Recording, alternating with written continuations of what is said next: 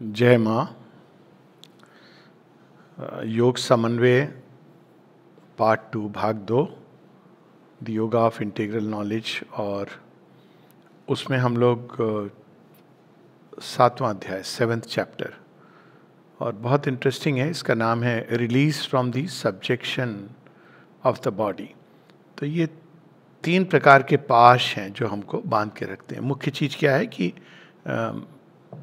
जो योगिक साइंस है या स्पिरिचुअल थॉट है, वो क्या कहता है कि जो हमारा सच्चा स्व है, द सेल्फ, वो ना केवल ये शरीर नहीं है, वो मन भी नहीं है। It is something beyond the body and mind, other than the body and mind. ये कन्फ्यूजन है मॉडर्न साइकोलॉजी में, जो माइंड को ही सेल्फ समझते हैं, वो they cannot go beyond the mind. लेकिन अपनी बोलचाल की भाषा में भी कई बार देखिए सत्य उजागर हो जाता है। कैसे? हम लोग ये नहीं कहते कि मैं मन हूँ, हम कहते हैं कि मेरा मन मेरा मन मैं ऐसा सोच रहा हूँ, यानी कोई चीज़ है जो उससे अलग है। जब बहुत तीव्र होती है कोई चीज़, अब देखिए तीव्रता से हम उससे आइडेंटिफाई हो जाते हैं। कई बार हम शरीर के बारे में ऐसे कह देते हैं कि मुझे बहुत दर्द हो रहा है। कई बार हम ऐसे भी कहते हैं कि मेरा शरीर बहुत दुख रहा है। दोनों चीज़ें डिपेंड्स, इंटेंसिटी से हम उसके साथ एक हो जाते हैं कई बार। यानी कोई चीज़ है हमारे अंदर जो देह, प्राण, मन इससे अलग है। उस सेल्फ को हमको ढूंढना है, मुख्य चीज़ ये है इसमें। लेकिन वो सेल्फ बंधा हुआ है, हम बंधे हुए हैं जिस भूमि पर, वो हमको सेल्फ की खोज के लिए उस भूमि से आगे बढ़ना कठिन होता है। इसको सावित्री बड़े सुंदर ढंग से the parable in this for the search of the soul उसमें दिखाया गया है। तो इसकी कहानी भी है वेदों में, सूर्णशेप की कहानी। सूर्णशेप 3 पाशों में बंधा हुआ है और बलिदान के रूप में मानव, एक ऐसा मानव जो बलिदान के लिए प्रस्तुत है। बलिदान किसके प्रति? प्रकृति ने ये संयोजन किया है और निम्न देवता के प्रति वो बलिदान हो रहा है। ये हम सबकी जीवन की कहानी है। तो उसको रिलीज करने के लिए आवाहन किया जाता है वरुण का, जो तीनों पाशों से उसको मुक्त करते हैं। तो ये 3 पाश कौन से हैं? एक है शरीर। तो कॉन्स्टेंटली हम देह के साथ, मैं देह हूँ, कोई if somebody dies so we say that person has died, पर ये सच नहीं है। This is not true from the spiritual point of view. But इतना आइडेंटिफिकेशन है बॉडी के साथ, बॉडी की अवस्थाओं के साथ। फिर दूसरा जो पाश है वो हमारे भावनाओं का, जो प्राण तत्व से हम बंधे हुए हैं। They do not allow us to, हमें वो रिलीज नहीं करते हैं आगे बढ़ने के लिए, जाने के लिए, यानी को बंधन जो बांध के रखते हैं। और तीसरा जो है वो मेंटल ईगो, माइंड के साथ ईगो का डेवलपमेंट होता है, और एक अहम भाव जो आता है, जो पशुओं में नहीं है, मनुष्यों में है। तो ये तीनों से कैसे कैसे, जब तक हम इनसे मुक्त नहीं होंगे तब तक हमको सेल्फ रियलाइजेशन या उस ट्रू सेल्फ जिसकी खोज कर रहे हैं वो प्राप्त नहीं होगी। हम वहीं घूमते रहेंगे, उसकी कभी रिफ्लेक्शन, प्रतिबिंब देख लेंगे, छाया, आभास, ये सब हो सकता है, लेकिन एक्चुअल उस सेल्फ से हमारा परिचय नहीं होगा। तो कहाँ से शुरू करें? श्री अरविंद शुरू करते हैं जो सबसे कठिन पाश जिसने बांध के रखा है, एक सेंस में देखा जाए, लेकिन एक तरह से आसान पाश। आसान किस लिए? क्योंकि मन स्वयं को शरीर से अलग कर सकता है। ये मन के अंदर ये डिटैचमेंट की एक कैपेसिटी है जो प्रकृति ने स्वयं दी है। तो हम अपने को शरीर से अलग करके कह सकते हैं कि अरे मेरे शरीर में पीड़ा हो रही है। हम उसको ऑब्जर्व कर सकते हैं कि शरीर में क्या हो रहा है। लेकिन मन को स्वयं से डिटैच करना, ये कला बहुत ही कठिन है। तो एक सेंस में शरीर से स्वयं को अलग करना ये रिलेटिवली ईजी है, पर दूसरे सेंस में बहुत कठिन है, क्योंकि शरीर की पकड़ इतनी मजबूत होती है। मन का सुख दुख आता जाता है हम लोग, लेकिन शरीर में पीड़ा होती है तो देखिए व्यक्ति कैसे पूरी तरह से जुड़ जाता है। तो इससे अलग करना फर्स्ट स्टेप है, और इससे अलग करने का सबसे पहला यही जो हम लोगों को कार्य करना है, वो है कि मन को शरीर से अलग करके शरीर को देखने की प्रैक्टिस करनी है, जिसको कहते हैं विटनेस, या जो सेम योगा वर्क्स में भी हम लोगों ने पढ़ा कि पुरुष प्रकृति। तो मन को एक तटस्थ रूप धारण करके देखना है शरीर के अंदर, और ये बड़ा इंटरेस्टिंग है। इस पर मेडिटेशन भी होता है, और अगर हम इसको करने लगें तो हम देखें कि हमारी पीड़ा बहुत कुछ कम हो जाती है। एक छोटी सी एक्सरसाइज है जो हम लोग कभी भी कर सकते हैं। मान लीजिए कोई पीड़ा हो रही है, तो हम उस पीड़ा को बड़े ऑब्जेक्टिवली देखने की चेष्टा करें। तो जब हम ऑब्जेक्टिवली देखने की चेष्टा करते हैं तो हम देखें कि मन जब जुड़ जाता है तो उसको बहुत एम्पलीफाई करता है। वो धीरे धीरे हम देखते हैं कि वो इतनी पीड़ा है, और इसको हम लोग काउंसलिंग में इस तरह भी करते हैं कि भाई एग्जैक्टली बताओ पेन कहाँ है, लोकेट करो। तो धीरे धीरे आप उस चीज़ को नैरो डाउन कर रहे हैं। तो आप देखते हैं कि आप तो इससे कहीं अधिक हो, ये एक छोटा सा स्पॉट है जो पेन कर रहा है, लेकिन पीड़ा उस समय होती है, वो एक अलग बात है। लेकिन प्रैक्टिस करनी है हमको मन को डिटैच करने की। कैसे हम लोग करेंगे? बहुत सारी अपॉर्चुनिटीज़ आएंगी। मान लीजिए भूख लगी है और खाना नहीं मिल रहा है, या आपके मन का खाना नहीं मिल रहा है या आप स्पेन में फंस गए हो तो आप क्या करोगे? तो आप परेशान हो सकते हो, प्रयास कर सकते हो ऐसे, या आप अपने मन को अलग करके ठीक है, हम जैसे है जो व्यवस्था है हम इससे परेशान नहीं होंगे, तो मन अपने आप को अलग करके देखने लगता है। और अगर हम इसको का अभ्यास करने लगें तो यहाँ तक कि बीमारी में भी और मृत्यु में भी हम अपने को स्वयं से बिल्कुल अलग करके उस चीज़ का अनुभव कर सकते हैं। इस हद तक ये अनुभव चला जाता है कि एक्चुअली ये एक अनुभव होता है कि ये शरीर एक कपड़ा है। एक्चुअल एक्सपीरियंस, ये केवल एक इंटेलेक्चुअल बात नहीं रह जाती, एक कपड़ा है जिसको हम, जो हमसे बाहर है, हम ये अलग है हमसे, और हम इसको बाहर निकाल करके रख सकते हैं। स्वामी विवेकानंद ने जब शरीर त्यागा तो अपने एक डिसाइपल के स्वप्न में आए और कहते हैं कि now I have स्पैट this body, शरीर को मैंने थूक दिया अपने से बाहर। मतलब ये एक रियल एक्सपीरियंस है, इस हद तक जा सकता है। तो पहले हमको मन की हेल्प लेकर के इस शरीर से अलग करना है, और दूसरा फिर मन को भी ये बताना है कि देखो मैं जो हूं तुम नहीं हो। मतलब तुमने ये हमारी ये सहायता की, लेकिन तुम्हारी एक स्थान है, जैसे एक राजा या कोई जो प्राइम मिनिस्टर है, कि भाई जो मिनिस्टर है वो डेलीगेट पावर है। फॉरेन मिनिस्टर अभी जा रहे हैं भैया जी के राज्याभिषेक में या गए, तो वो बात करेंगे अगर वहाँ पे on behalf of the prime minister, but he is not the prime minister. तो मन को ये बताना है कि देखो तुम एक मिनिस्टर हो, लेकिन जो मालिक है वो कोई और है। तो इस प्रकार से हम मन से भी स्वयं को डिटैच करते हैं, लेकिन वो बात की बात है। अब इसमें हम लोग दो वृत्तियां अपना सकते हैं। एक है कि हमको शरीर से अपने को डिटैच करना है, शरीर के साथ क्या हो रहा है नहीं हो रहा है इससे हमको कोई लेना देना नहीं है। और दूसरा है कि हम शरीर की, मन की, प्राण की कैपेसिटी को कितना बढ़ा सकते हैं, क्योंकि यहाँ पर दिव्य माँ का यंत्र बनना है। तो क्या हम उससे दुगनी तिगुनी चौगुनी कैपेसिटी भी बढ़ा सकते हैं मन की, शरीर के ऊपर कार्य करने की? इसको अगर हम इस तरह से देखें तो एक है कि व्यक्ति बीमार है, वो रेस्टेड है, लेकिन वो प्रभावित नहीं हो रहा है क्योंकि वो उससे अलग है। दूसरा, वो बीमार है, लेकिन क्या वो उसको जो कार्य करना है वो करता हुआ उससे निकल सकता है? क्या ठीक हो सकता है? या जितना आउटपुट नॉर्मली उसके हेल्दी स्टेट में होना चाहिए, क्या उससे वो कहीं गुना आउटपुट दे सकता है? तो योगा ऑफ इंटीग्रल नॉलेज में ये दूसरा एस्पेक्ट है, लेकिन इसको यहाँ पर शेयरविन डिस्कस नहीं करते हैं, क्योंकि वो योगा ऑफ सेल्फ परफेक्शन के लिए उन्होंने वो पार्ट छोड़ा हुआ है। लेकिन कम से कम शरीर को से मन को अलग करना और देखना, उससे प्रभावित नहीं होना, ये हमको एक एटीट्यूड लेकर के ट्रेन करना होता है। ये एक ट्रेनिंग है। हर बार अवसर मिलता है, कई बार प्यास लगी है, अब हम जब आइडेंटिफाई हो जाते हैं शरीर के साथ तो छटपटाने लगते हैं। जब आइडेंटिफाई नहीं होते हैं, कई बार ऐसे मौके हो सकते हैं कि आपके पास पानी नहीं है। एक बार तो बहुत ही अजीब घटना हुई है मेरे साथ। पटियाला से बस जा रही है दिल्ली के लिए, तो बैठी हुई है कविता, जा रही है, तो मैंने कहा अरे पानी नहीं है, पानी ला करके मैंने उसको दिया। अब बगल में एक बच्चा रो रहा था, उसको एक पानी की ज़रूरत थी, तो इसने उसको पकड़ा दिया। मैंने कहा हाँ ठीक बात है, तुम्हारे लिए मैं लाता हूँ। और अब बस चल दी। पूरे बस में there was no more water for her. अब ऐसी अवस्थाएं आती हैं तो आप उसको सहन करते हो, ये भी एक शक्ति है। तो ये सारी चीज़ें हम लोग, बहुत से अवसर मिलते हैं, इसलिए माँ कहती योग 24 घंटे चलने वाली प्रक्रिया है।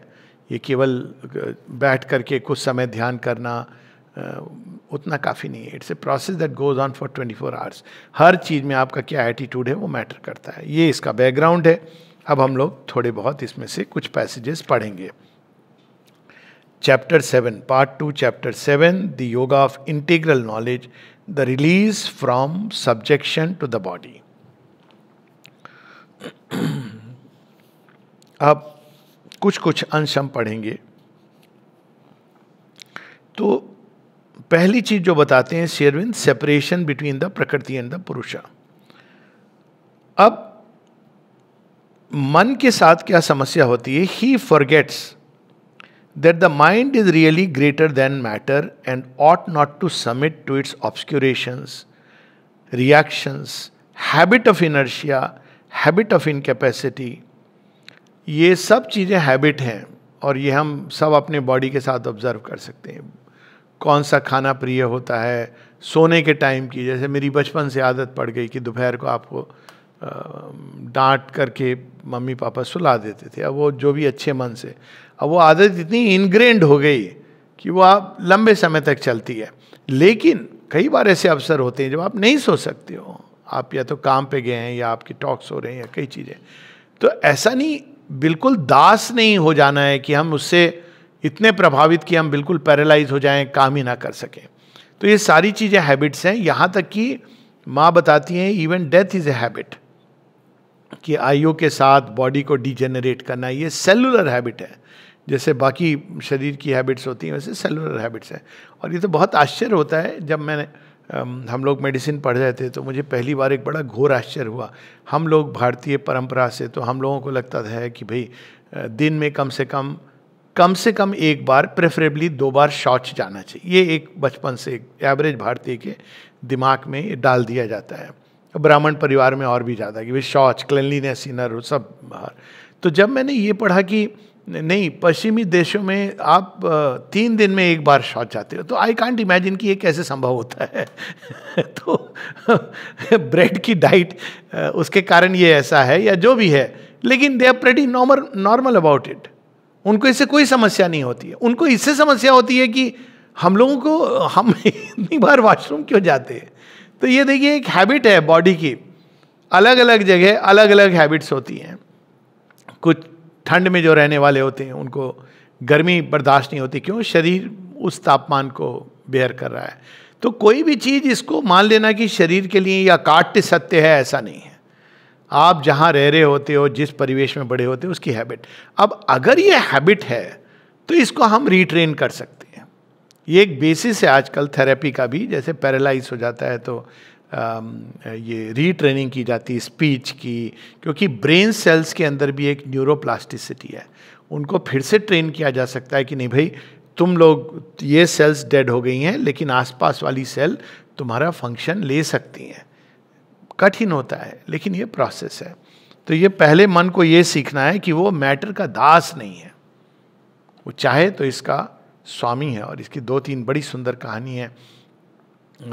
एक तो है जब क्वीन एलिजाबेथ की कहानी जो माँ बताती हैं कि जब वो मृत्युशैया पर हैं और बाहर उनके जो प्रजा है वो ब्रेड के लिए वो विद्रोह कर रही है, और रानी को ये बताया नहीं गया था कि क्या हो रहा है। लोग थे, सामंत जो थे वो बस अपने लूट खसोट में लगे हुए थे, और रानी को पता ही नहीं था कि मेरी प्रजा इतनी रुष्ट है, इतनी परेशान है। तो वो जब घिराव कर लेते हैं तो वो कहती है मेरी प्रजा क्यों ऐसे आई है, मैं देखना चाहती हूँ। नहीं रानी, तुम तो मृत्युशैया पर हो, तो मत उठो, हम लोग देख लेंगे। तो रानी उठती है और कहती है बट डेथ कैन वेट, मृत्यु प्रतीक्षा कर सकती है, लेकिन मेरी प्रजा को मैं ऐसे रुष्ट नहीं देख सकती, और जाती हैं। और ऐसी कई कहानियाँ हैं जिसमें लोगों ने बिल्कुल एक ऐसा रिएक्शन दिया है शरीर ने, क्योंकि वो मन अब उसके अधीन नहीं था।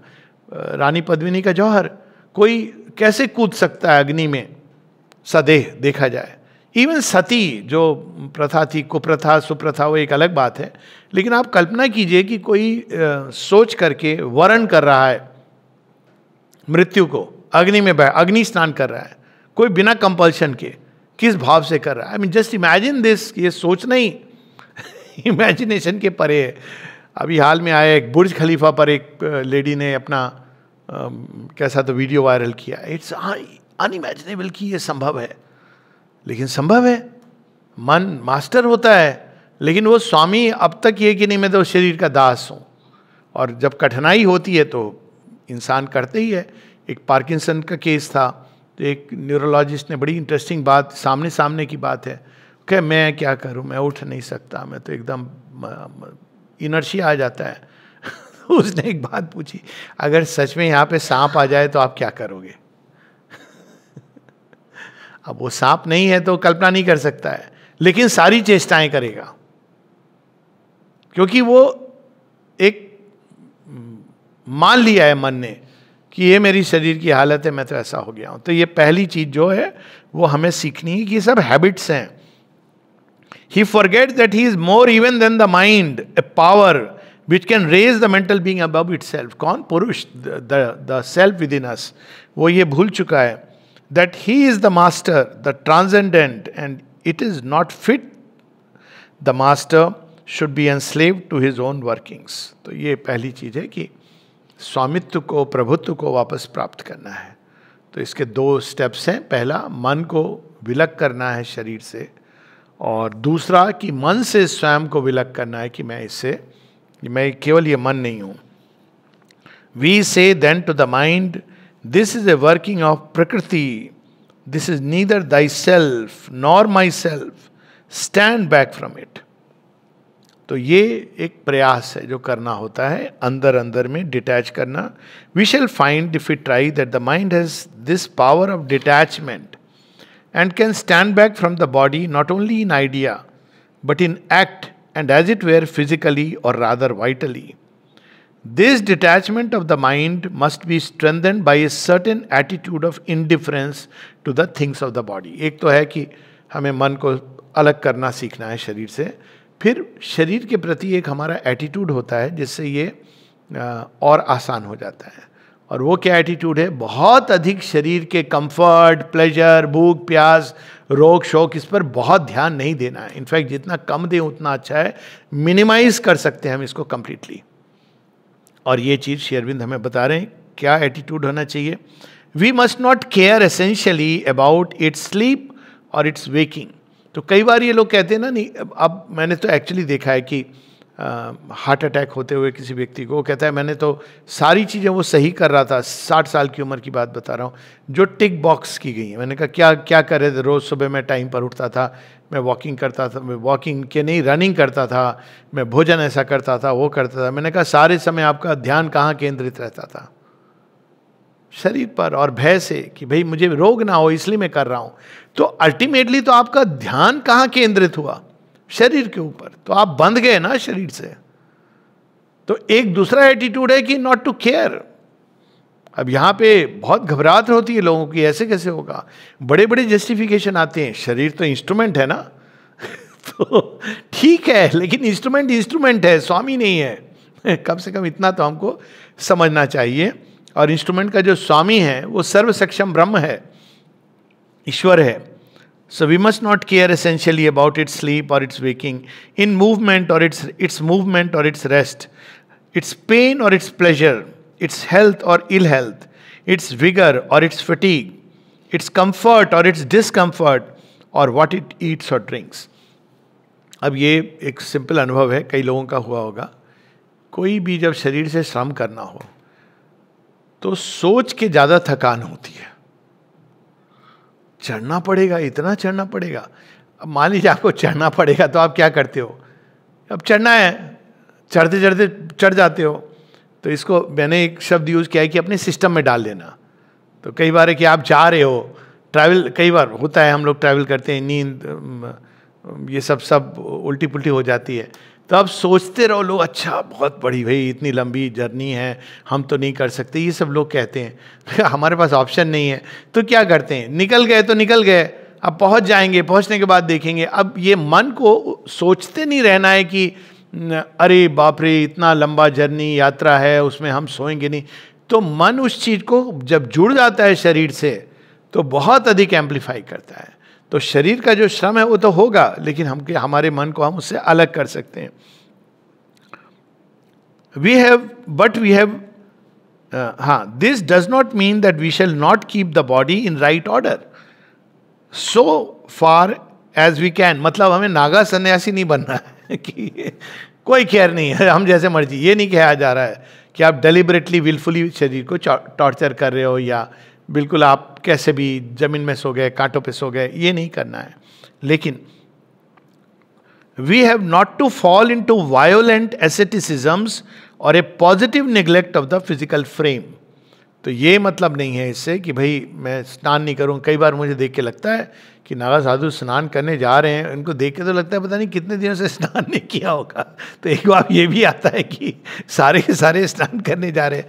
अच्छी बात है, लेकिन वन कैन जस्ट इमेजिन कि भाई इतने दिनों से लगता है, because they don't care. I have actually seen people ऐसे एसेटिक्स जो नहीं केयर करते हैं, और ऐसा है कि वो रोग वगैरह नहीं होता है उनको, कि उन्होंने शरीर को एक वायलेंट एसेटिसिज्म कि भाई एक पांव पे खड़े रहे बहुत समय तक. ये इसको आसुरी तपस्या कहा गया है हमारे इसमें योग शास्त्रों में. ये आसुरी तपस्या, ये वास्तव में दैवी तपस्या नहीं है, लेकिन तपस्या तो तपस्या है, फल लाती है. एक पांव पे खड़े रहेंगे, भोजन नहीं करेंगे कितने दिन तक, और नाना प्रकार की पीड़ा कष्ट देंगे. हिमालय पे जाकर के एकदम बेयर बॉडी बैठे, ये तपस्या होती है. And people do it.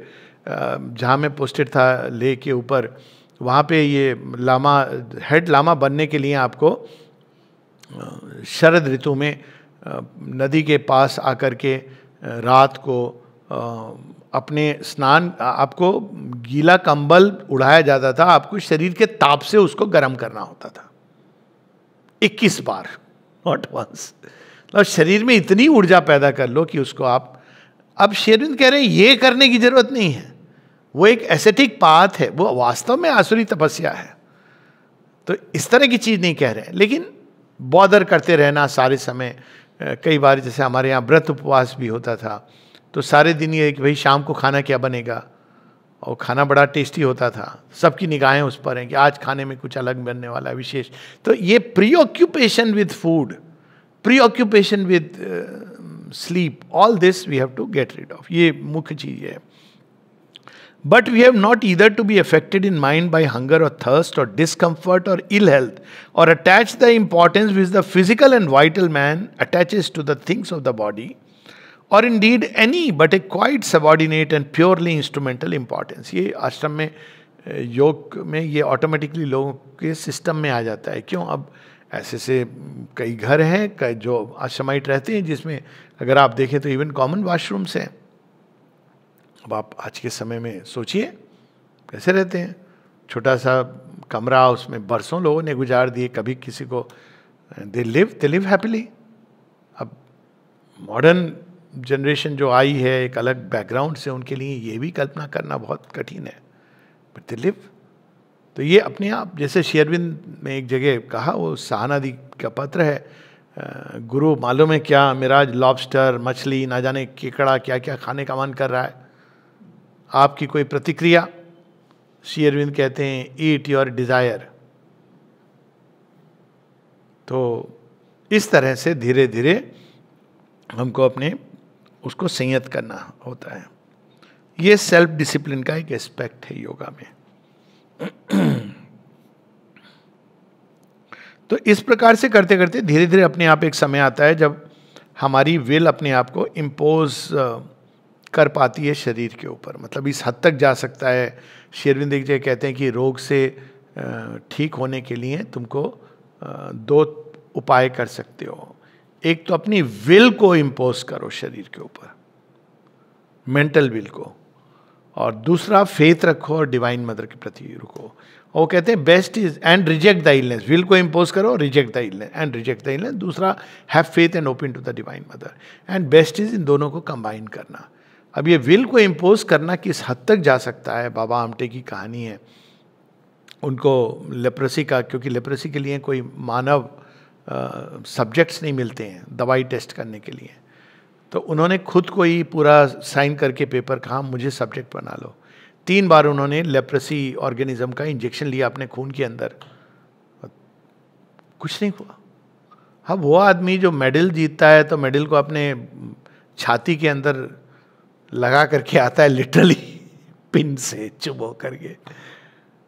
तो इस तरह का भी हम, ये नहीं कि हमको ये करना है, लेकिन ये इस हद तक मेंटल विल की कैपेसिटी है कि वो रोग को बिल्कुल हटा सकती है। उसके अंदर ये कैपेसिटी है जिसको हमको यूटिलाइज करना है। यहां तक this will come to be so much the normal attitude of the whole being to the physical frame that the latter will feel to us as if something external and detachable, like the dress we wear or an instrument we happen to be carrying in our hand. So ये केवल गीता में जो कहा है ना कि ये वासंसी जीर्णानि, ये केवल एक उक्ति नहीं है, एक समझने के लिए नहीं है, ये रियल एक्सपीरियंस है। ये शरीर के प्रति ऐसा प्रतीत होने लगता है, हम जान जाते हैं कि ये तो एक, इसको खोल करके रख दिया। We may even come to feel that the body is in a certain sense non-existent, except as a sort of partial expression of our vital force and of our mentality. तो ये एक्सपीरियंसेस इसका sign है कि हम सही रास्ते पे चल रहे हैं। श्री अरविंद और माता जी के जीवन की एक घटना तो श्री अरविंद की है, जहाँ पे निरुद्धा अचानक देखते हैं कि वो उठ के किताब लाने जा रहे हैं और शरीर उनका ट्रांसपेरेंट, पारदर्शी हो गया, वो शरीर के थ्रू बुक शेल्फ को देख पा रहे हैं। और माता जी के साथ तो कितने लोगों को कभी उनका शरीर लंबा दिखाई देता था, कभी छोटा, और लोगों ने श्री अरविंद से पूछा कि ये कैसे होता है। कहते हैं हाँ, क्योंकि वो शरीर, शी नॉट द बॉडी, वो एक इंस्ट्रूमेंट है। By the onrush of forces she could do whatever she wants to do with the body. इस तरह की सिद्धियाँ औरों में भी हम लोगों ने पढ़ी हैं कि एक संत 2 जगह 3 जगह, bilocation, trilocation, same body. Shri Aurobindo Mata ji के केस में भी लोगों ने इसको अनुभव किया है। तो ये सारी संभावनाएं जिसको मेटीरियल साइंस अभी स्वीकार नहीं करती है, श्री अरविंद इसको बताते हैं, क्योंकि मेटीरियल साइंस ने हमारी लिमिटेशन को हमारा नॉर्मल बना दिया है। Secondly, with regard to the movements and experiences of the body, the mind will come to know the Purusha seated within it as first the witness और observer. This is the initial liberation of the mental being from servitude to the body. Finally, the mind will come to know the Purusha in the mind as the master of nature, whose sanction is necessary to her movements. ये एक actual experience है, हम सब लोग इसको आसानी से प्राप्त कर सकते हैं जैसे जैसे हम प्रयास करें। तो मान लीजिए कभी आपको पता चले कि ये बीमारी आ रही है। अब देखिए क्या होता है, आप बीमारी के जोन में जा रहे हैं या कोई बीमार आपसे मिलने आया, 2 प्रतिक्रियाएं होती हैं, ओ माय गॉड ये तो मुझे ना हो जाए। तो कई बार ये होता है ना, अब मेरे सामने कई बार लोग मास्क पहन के आते हैं तो मैं कहता हूँ तुम्हारे मास्क से ज़्यादा डर लगता है, क्योंकि तुम एक वो एमिट कर रहे हो कि भय, बीमारी। एनीवेज, तो कई लोग होते हैं जो जैसे ही देखते हैं कोई छींक रहा है तो उनको लगता है अब बस अगला नंबर मेरा ही है। और दूसरी प्रतिक्रिया होती है कि वो कहीं भी चले जाते हैं पर इससे अछूते रहते हैं, उनके अंदर ये भाव ही नहीं आता। और तीसरी एक और भी होती है जो अनुभव की जा सकती है कि आपको लगे कि ये रोग, उसके लिए थोड़ा सचेत होना पड़ता है कि रोग जैसे प्रवेश कर रहा हो, आपको हल्का कहीं पर कुछ एक अनईजी फीलिंग होगी, डिजीज के पहले एक अनईज होती है, तो आप उसी समय शांत हो जाइए और उसको एक्टिवली रिजेक्ट कीजिए, no, and stay quiet, call in the mother's peace force and clear it साथ के साथ। कई बार ये संभव नहीं होता है क्योंकि कई कारणों से आप व्यस्त हो या किसी उसमें, बट ये सब चीजें संभव है शरीर के साथ।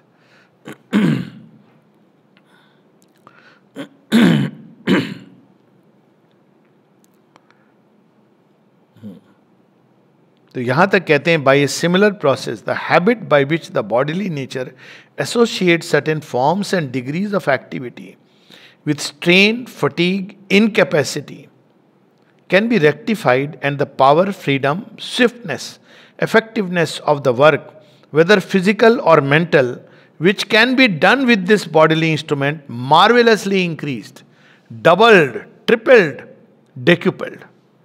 अब श्री अरविंद को स्वयं देखिए, वो कहते हैं कि और कुछ नहीं तो यही अगर तुम देख लो कि मैं पत्र इतने लिखता रहता हूं तुम समझ जाओगे कि कितना लोगों को विश्वास ही नहीं होता था कि कैसे कर पा रहे हैं, लेकिन ये सब संभव है। यहाँ वो बता रहे हैं कि its capacity can be augmented, एक तो वैसे भी आपकी ऊर्जा जो शरीर में फंसी थी उससे बाहर निकल आती है, और फिर अगर वो ऊर्जा कनेक्ट हो जाए डिवाइन के साथ तो कोई लिमिट नहीं है।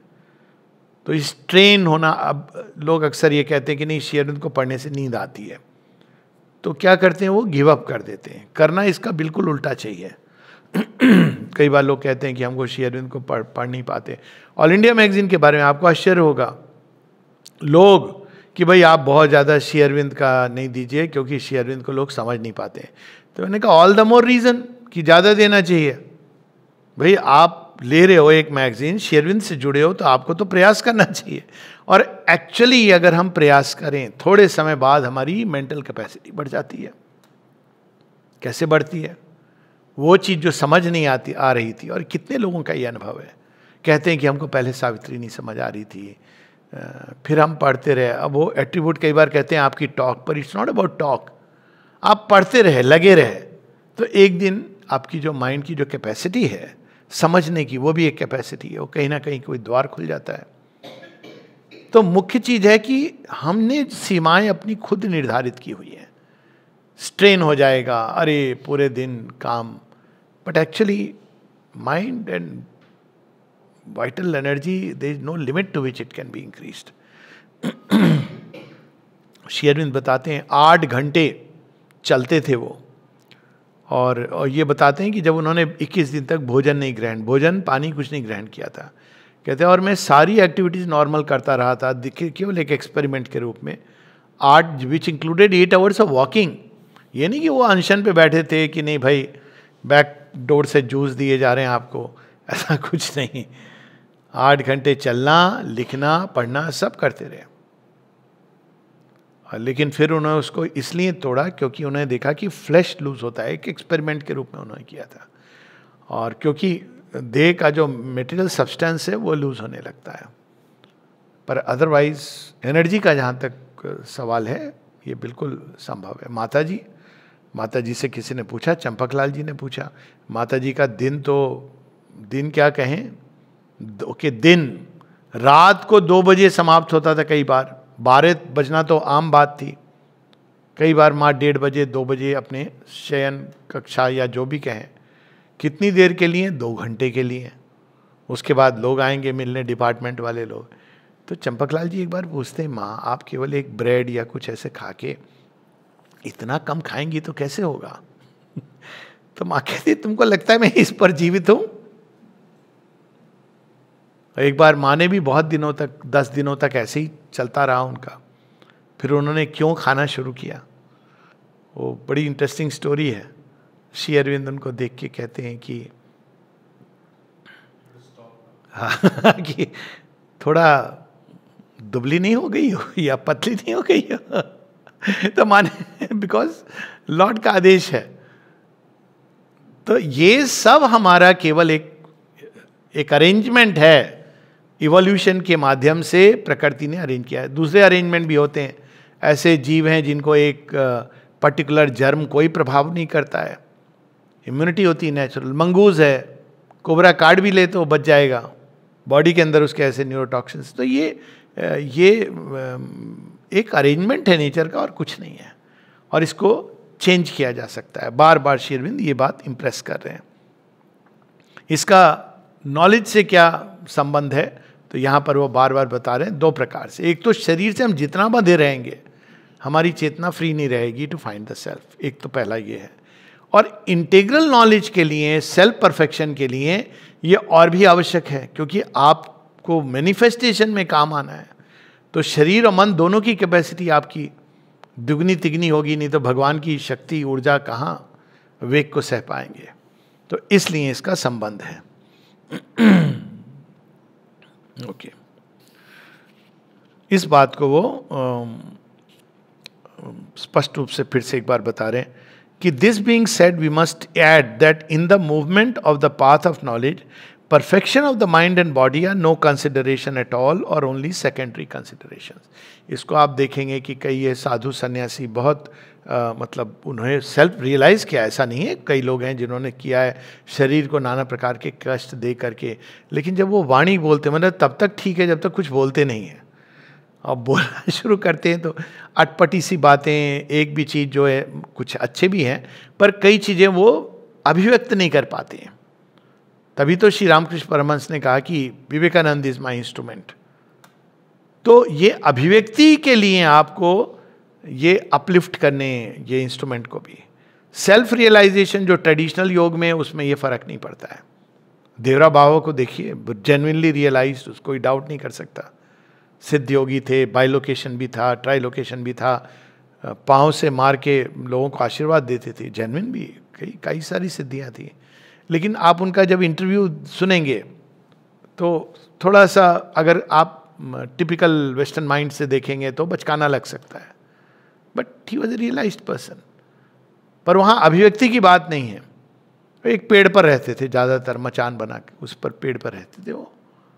तो ये एक नॉलेज और इंटीग्रल नॉलेज और सेल्फ परफेक्शन में ये अंतर है कि हमको इंस्ट्रूमेंट की कैपेसिटी को भी विस्तार से बढ़ाना है। तो दो पथ हैं, श्री अरविंद बताते हैं, the one thing necessary is to rise out of nature to the self by either the most swift, जिसमें एसेटिक पाथ है, और the most thorough and effective method possible. And the method we are describing, though not the swiftest, is the most thoroughgoing in its effectiveness, क्योंकि ये पूर्णता का योग है, दिव्य परिपूर्णता का। अब इसमें एक बड़ी इंटरेस्टिंग चीज कहते हैं कि मनुष्य के अंदर एक शरीर हमारा प्राणिक ऊर्जा से जुड़ा हुआ है। इसलिए आप देखिए, किसी को ये कहा जाए डोंट डू एनीथिंग, ये बड़ा एक विरोधाभास है। डोंट डू एनीथिंग या डू नथिंग। कई बार लोग कहते हैं कि भाई क्या कर रहे हो, नहीं कुछ नहीं। पूछता हूँ भैया इसकी एक कला बताओ कैसे की जाती है। माता जी ने एक आध बार खेल खेल में कहा भी किसी को, you don't have to do anything. कहते हैं माँ ये कैसे करूँ मैं। अब इसको योग की भाषा में कहा जाता है प्रवृत्ति से निवृत्ति। एक और कर्म में आप जितना भी संलग्न हो लेकिन आपको थकान नहीं हो रही है, एक संभावना ये है।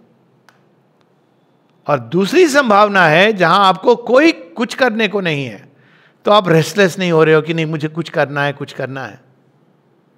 तो ये दूसरी चीज भी इसी बॉडी के, क्योंकि बॉडी आपको इंपेल करता है, उसमें जो प्राणिक ऊर्जा है वो रेस्टलेस बनाती है। देखिए थोड़ी देर व्यक्ति बैठा रहता है ध्यान में या किसी में, कुछ देर बाद क्या मन करता है, मन नहीं करता है, शरीर के अंदर होती है थोड़ा हाथ पांव छटपट। शुरू में तो बैठे ही नहीं जाता है, पांव छटपट करते रहेंगे और फिर बीच में मन का, फिर अंत में व्यक्ति एक पशु की तरह उठ जाता है।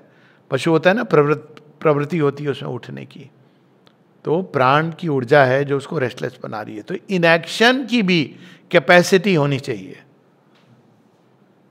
तो कई बार ये किसी सत्संग में बैठो या कुछ, इसमें ये भी एक कैपेसिटी डेवलप हो जाती है, इनएक्शन की कैपेसिटी, क्योंकि आप कुछ नहीं कर रहे हैं उस समय। The power to do nothing which is quite different from indolence, incapacity और aversion to action and attachment to inaction is a great power and a great mastery. और कई लोगों को ये चीज अनुभव हुई है। यहाँ पर एक अपने रंगादाई बता रहे थे, तो बता रहे थे कि कैसे प्रेस में काम करते थे, फिर कुछ घटनाक्रम हुआ और वहाँ से उनको काम नहीं करने का एक सुयोग या जो भी कहें, लेकिन उस समय वो सुयोग के रूप में तो नहीं आया था। तो मैंने उनसे पूछा फिर आपने कहा, उन्होंने कहा मुझे बहुत अच्छी एक अवसर मिल गया कि मुझे कुछ नहीं करना है। तो उन्होंने खूब अपना फिर से अपना कांटेक्ट मां श्री अरविंदो की लेखनी से रखा। 1 साल बाद अचानक उनसे कहा गया कि आप नॉलेज में द लाइफ डिवाइन पढ़ाइए। अब देखिए ये उस समय कई बार लोग बहुत परेशान हो जाते हैं कि हमें कुछ काम नहीं है, कुछ काम नहीं है। ये भी नहीं होना चाहिए। काम है तो ये भी नहीं कि अरे हमको बहुत काम है। दोनों अवस्थाओं में आपको वो भाव रखना है कि अगर बहुत काम है तो वो भी सर आंखों पर, काम नहीं है वो भी सर आंखों पर। उसमें ये भी नहीं कि भाई मेरे पास काम नहीं है। लेकिन ये दोनों अवस्थाओं का होना कठिन है, इसलिए श्री अरविंद हम लोगों को एक सुंदर सी बात बता रहे हैं, एक प्रैक्टिकल बात। प्रैक्टिकल बात क्या कहते हैं? When we attain to this perfection, then action and inaction become immaterial. Since neither interferes with the freedom of the soul or draws it away from its urge towards the self or its poise in the self. अब ये उन लोगों के ऊपर भी है जो कहते हैं कि नहीं, एक्शन का औचित्य समाप्त हो जाता है जब आप सेल्फ को रियलाइज कर लेते हैं, आप फ्री हो जाते हो। तो फ्रीडम तो सच्ची वो है जो किसी भी आउटर कंडीशन से बंधी ना हो। आप अगर कर्म ना करने से बंधे हैं वो भी एक बंधन है, और कर्म से बंधे हैं वो भी एक बंधन है। तो दोनों से मुक्ति, वो दोनों अवस्थाओं में व्यक्ति संभाव में रहता है। But this state of perfection arrives later in the yoga. लेकिन ये बहुत बात की PhD की चीज है, तो तब तक क्या करना चाहिए? And till then the law of moderation laid down by the Gita is the best for us. आप देखेंगे माँ कई बार कहती हैं, शेरविंद स्वयं कहते हैं कि जो मैं X के लिए कहता हूँ वो X के लिए है, Y के लिए नहीं है। कोई व्यक्ति जो बहुत खाता है, बहुत सोता है, उसको मैं ये कह सकता हूँ कि eat less and sleep less. कोई जो कम खाता और कम सोता है तो I may right eat more and sleep more. तो ये मॉडरेशन जब तक हम उस अवस्था में नहीं पहुंचते, तो balance between work and rest, आजकल ये बात कही जाती है ना, वर्क रेस्ट का बैलेंस। क्योंकि अगर आप करते चले जाएंगे और आप वो परफेक्शन आपके अंदर नहीं है तो आपकी ऊर्जाएं क्षीण हो जाएंगी, शरीर कम हो सकता है, you may be susceptible to all kinds of attacks. So rest और वर्क का बैलेंस, और वहाँ पर law of moderation is the best for us. इसको समझा रहे हैं, टू मच मेंटल और physical action then is not good. अब देखिए, केवल इसको अगर कोई कोट करे, बैकग्राउंड नहीं है, तो लगे श्री अरविंद कहते हैं ज़्यादा नहीं काम करना चाहिए, तो साधक की तरह मुझे रहना चाहिए, मिनिमम वर्क 6 घंटे काम हो गया। वो था ना गधा, क्या नाम था उसका, बोडे, तो काम नहीं करता था, ऐसे उछलता कूदता रहता था। तो किसी ने श्री अरविंद को लिखा, ये कैसा गधा है, मतलब गधे तो बोझ लेके चलने के आदी होते हैं, इसको जैसे ही हम काम के लिए कुछ कहते हैं ये एकदम खड़ा रहता है, इनर्शिया में चला जाता है, लेकिन ऐसे उछलता कूदता रहता है। तो श्री अरविंद ने अपनी श्वास के नीचे कहा, टिपिकल साधक, कि भैया हमारा टाइम हो गया, प्लेग्राउंड का टाइम हो गया, अब हम जा रहे हैं। 4 बज गए, हमको काम से मतलब नहीं है। तो ये एक व्यंग भी है, एक ह्यूमर भी है, one should not take it seriously, but बड़ी सुंदर बात है। ये एक अलग तरह का बंधन है। तो यहाँ पर श्री अरविंद कहते हैं मॉडरेशन। मॉडरेशन क्या है? टू मच मेंटल और physical action then is not good, since excess draws away too much energy and reacts unfavourably upon the spiritual condition. अगर आप बहुत ज्यादा, जब तक आप उस अवस्था को नहीं पहुंचे हो, तो आप एक एनर्जी आपकी इतनी ड्रेन्ड हो जाएगी, फिर toward the end of the day या बीच में आप नहीं कर पाओगे, उस पॉइस को नहीं मेंटेन कर पाओगे। Too little also is not good. Too little में क्या समस्या है? Too little also is not good, since defect leads to a habit of inaction and even to an incapacity which has out afterwards to be surmounted with difficulty। कि काम करने की आदत ही नहीं है, तो फिर वो आजकल की बहू वाला हिसाब, काम ही नहीं करूंगी।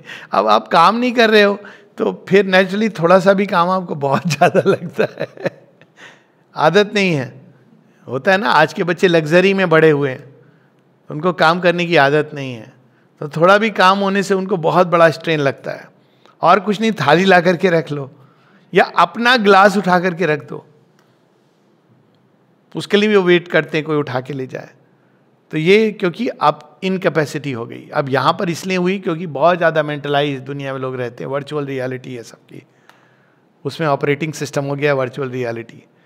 तो they are not able to do this capacity. तो दोनों ही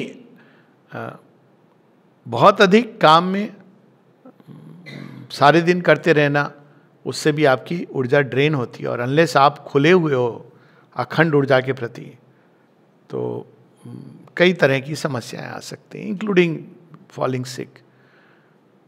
और वहीं दूसरी ओर अगर हम नहीं काम करेंगे, बस एक लिमिटेड कि भाई हमने 2 घंटे अपनी दिहाड़ी की मजदूरी कर दी, तो फिर आपको कैपेसिटी क्षीण हो जाएगी। तो भगवान को मैनिफेस्ट करना तो दूर की बात है, तमस आ जाएगा, और तमस में रोग बड़े आसानी से प्रवेश करते हैं, तामसिक अवस्था आ जाएगी। तो श्री अरविंद हमें एक प्रैक्टिकल एडवाइस यहाँ दे रहे हैं, और ये बहुत इंपॉर्टेंट है।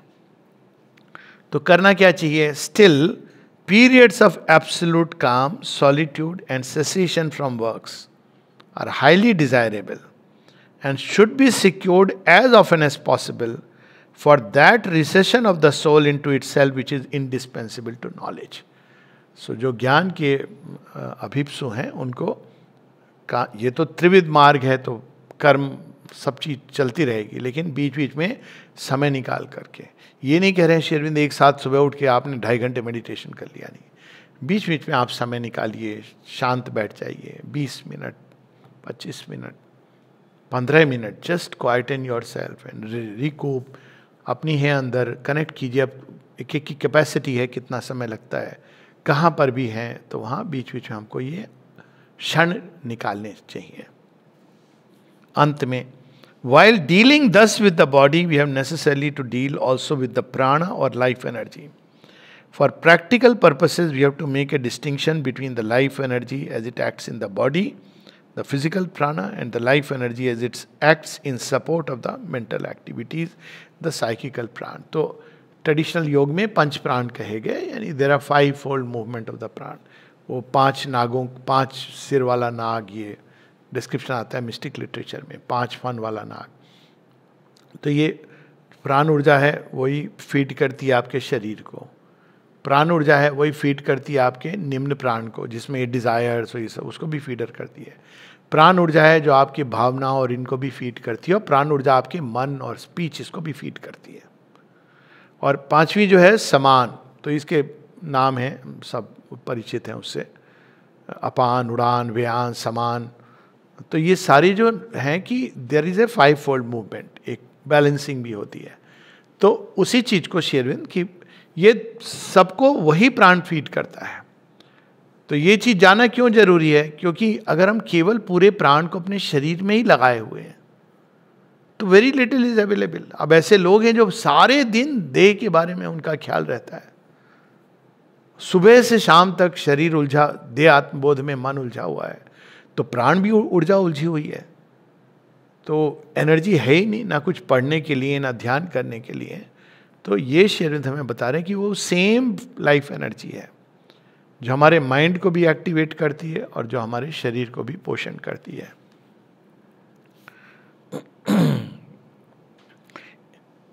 For we lead always a double life, mental and physical, and the same life energy acts differently and assumes a different aspect according as it lends itself to one or the other. इसीलिए कई लोग जो शरीर से बहुत जुड़े होते हैं, जब शरीर उनका बीमार पड़ता है तो कोई मेंटल एक्टिविटी नहीं कर पाते।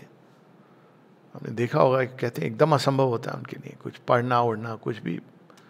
और कुछ लोग कॉन्ट्रेरी में, कितने भी बीमार हो, मेंटल एक्टिविटी उनकी कंटिन्यू रह सकती है, वो पढ़ सकते हैं, बोल सकते हैं, सब कुछ। They can separate themselves from the physical body, क्योंकि ऊर्जा तो वही है, लेकिन जब शरीर में उलझी रहती है तो कठिन हो जाता है। In the body it produces these reactions of hunger, thirst, fatigue, health, disease, physical vigor, etc., which are the vital experiences of the physical frame. For the gross body of man is not like the stone or the earth, it is a combination of 2 sheaths, the vital and the food. Practically, in drawing back from the body, we draw back from the physical life energy also. Even while we distinguish the two and feel the latter nearer to us than the mere physical instrument, the entire conquest of the body comes in fact by the conquest of the physical life energy. इसमें खास कर food और sex का बहुत बड़ा role है। और इसलिए शेरविंद ये बताते हैं कि ये वही ऊर्जा है, आप कंजर्व नहीं करोगे तो ये थ्रोन आउट होती है। एक जगह ऐसी सी एडवाइस है, शेरविंद ये कहते सर मैं बहुत बार बार बीमार पड़ता हूँ तो मैं क्या करूँ।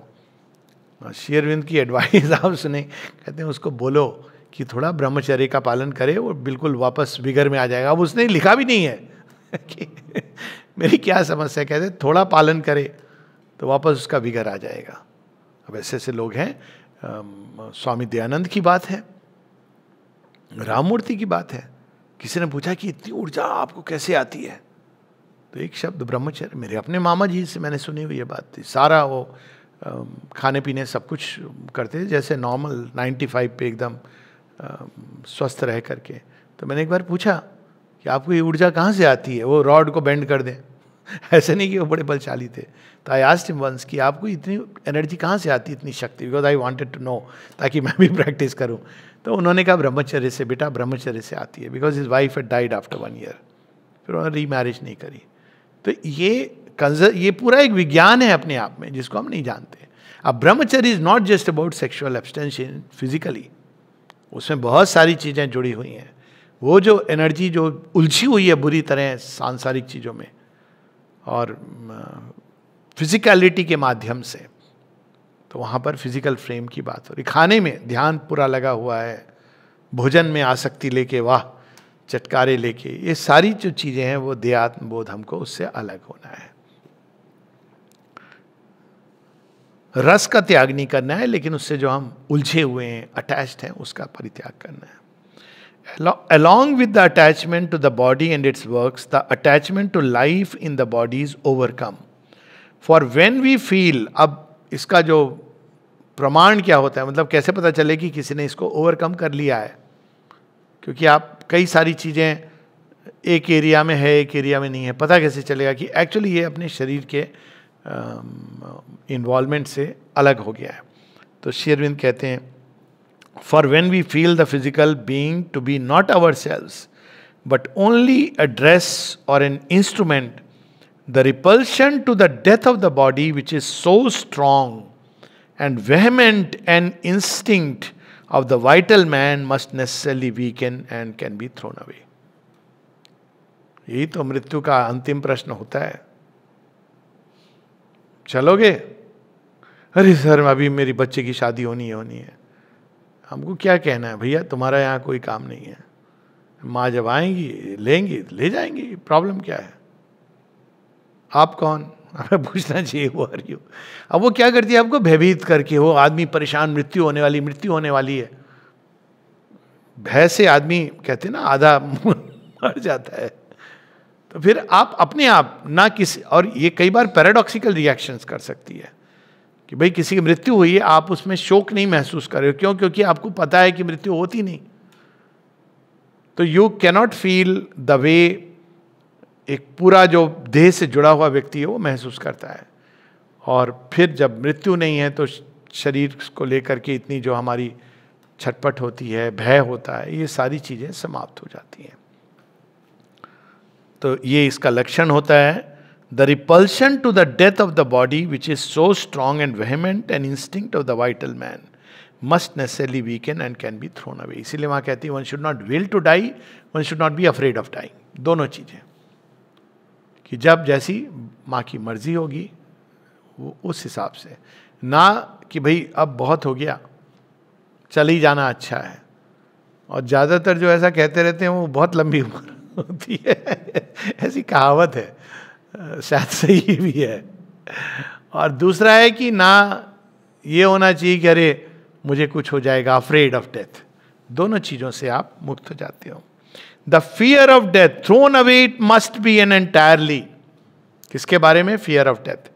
The fear of death and the aversion to bodily cessation are the stigma left by his animal origin on the human being. That brand must be utterly effaced. ये महावाक्य है, लास्ट सेंटेंस है, टेक होम साइन है, take home point है कि कैसे पता चलता है कि आप वास्तव में आपने स्वयं को शरीर की पहचान से अलग कर लिया है। तो यहाँ पर देह आत्मबोध अब नहीं रहा, इसकी ये पहचान है कि आपको मृत्यु का ना भय होता है ना इच्छा होती है। Throne away it must be an entirely, पूरी तरह इस मृत्यु के भय को हमको अपने अंदर से फेंक देना है. द फियर ऑफ डेथ, मृत्यु का भय, and the aversion to bodily cessation, जुगुप्सा कि भाई मेरा शरीर नहीं रहेगा. अरे क्या बात है, आपने प्राइस पे कर दिया है ना, दूसरा मिलेगा, अच्छा मिलेगा. दाम तो चुका दिया है, अच्छी जीवन जिया है तो आपने दाम चुका दिया है उसका. प्रॉब्लम क्या है? लेकिन इसीलिए aversion to physical death are the stigma, ये पशुत्व की जो छाप है वो इस पर है. Are the stigma left by his animal origin on the human being, क्योंकि पशु पूरी तरह देहात्मबोध में जीते हैं, उनका सारा सेल्फ जो है शरीर है. इसलिए आप देखिए जैसे ही उनके ऊपर कोई अटैक, उनकी इंस्टिंक्ट कैसे भागते हैं भयभीत होकर के. मनुष्य में ये इंस्टिंक्ट इतनी भयानक हो गई है कि आपको रियल डेंजर हो ना हो, अगर डॉक्टर ने कह दिया तो आप भागते हो. और डॉक्टर पहुंचने के पहले वो जो एम्बुलेंस ले जाती है, हूटर लगा करके चारों तरफ लोगों के बीच में कि भैया मरने वाला है, मरने वाला है. और जो अंदर में बैठा है ना, वो कांप रहा होता है कि ये तो अब नहीं बचेंगे. हैव अ हार्ट, कुछ अच्छा म्यूजिक लगा लो, ये हूटर लगा के कुछ इस हद तक ये मृत्यु का भय है कि किसी ने एक बार मैंने कहा था, कोई बहुत ऐसे उनका जैसे लास्ट मोमेंट है, उम्र हो गई, सब हो गया, मिलने गया मैं, तो मैंने मजाक नहीं, मतलब सीरियसली मैंने कहा चाचा जी आप भगवत गीता पढ़ें. तो उन्होंने कहा बेटा तू ये कह रहा है कि मैं मरने वाला हूँ. तो मैंने कहा ऐसा कुछ नहीं कहा, गीता कब पढ़ते हैं, बिकॉज मरने वाला है. मतलब इतना क्या डरना, आप 90 के हो गए, पढ़िए भगवत गीता, आप कुछ तो मतलब at least you hear Savitri. But if you say this people take it the other way, you are signing a death warrant. तो पशु में क्या होता है, जब एक्चुअली मृत्यु सामने खड़ी है, पीछे खड़ी है, तब आप भाग रहे हो. But human mind fabricates, it lives under the shadow of death as if it is right there all the time. हवा जिसको कहते हैं, हवा बना के रखना. तो कितना अच्छा है ना, we come out of the fear of death because body is only a robe, that's all. वासंसी जीर्णानि यथा विहाया. Left by his animal origin on the human being, that brand must be utterly effaced. वो brand है कि भैया है तो ये पशु ही, अभी थोड़ी बुद्धि आ गई है, थोड़ा अखबार पढ़ लेता है, न्यूज़ सुन लेता है, विवेचना कर लेता है, डिस्कशन कर लेता है गाज़ा और पैलेस्टीन और इसके वार पे, लेकिन है तो भैया पशु, इसकी बात का क्या. क्यों? क्योंकि वो मृत्यु से भयभीत है. तो आज से हम बस इतना ही प्रैक्टिस करें, मृत्यु का भय त्याग दें. We should get rid of the fear of death. It is the biggest hoax on planet earth because there is nothing called death. It's just a passing transition, that's all. जय मां.